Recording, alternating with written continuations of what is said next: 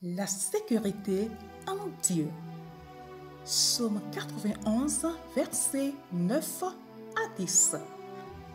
L'Éternel est mon refuge. Si tu as fait du Très-Haut ton abri, aucun mal ne t'atteindra.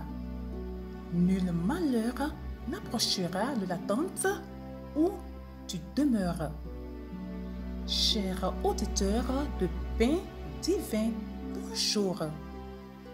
Comment une personne rationnelle peut-elle accepter une telle affirmation? De bons chrétiens ne sont-ils pas morts dans la catastrophe du World Trade Center, dans des accidents, dans des attentats? Des soldats qui avaient foi en Dieu ne sont-ils pas morts en Normandie, au Vietnam, en Afghanistan, en Irak et dans d'autres zones de conflit? Les inondations, tremblements de terre, famine et crimes ne touchent-ils pas sans distinction les familles et les incroyants qui se trouvent au même endroit le même jour? Le psalmiste a-t-il bien réfléchi à ce qu'il disait? L'Esprit de Dieu a-t-il pu inspirer un tel espoir? Mais nous savons que la Bible est vraie. Nous avons souvent pu le vérifier dans notre vie.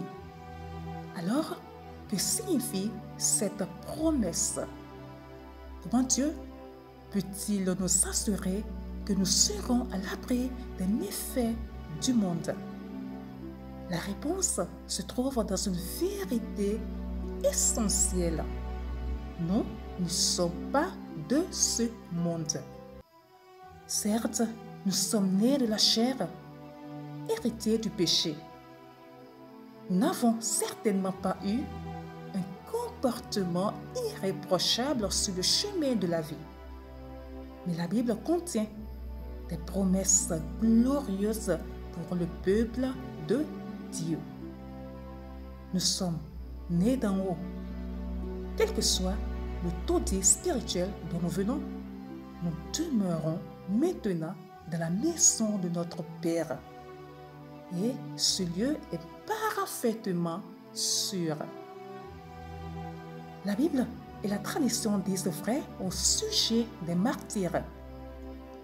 Étienne fut lapidé, Pierre crucifié, Paul probablement décapité et Jean exilé.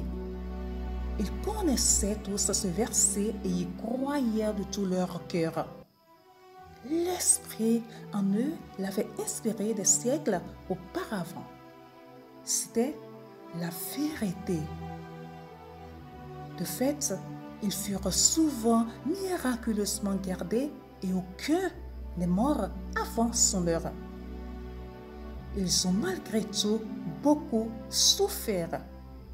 Mais eux qui savaient par expérience ce que sont le malheur et le danger étaient certains d'être protégés. Ils connaissaient le véritable emplacement de leur tente. Ils demeuraient dans un royaume éternel, exempt de toute menace. Nous aussi, nous pouvons nous y installer. Car pour les citoyens de ce royaume, rien ne justifie la crainte. Absolument rien.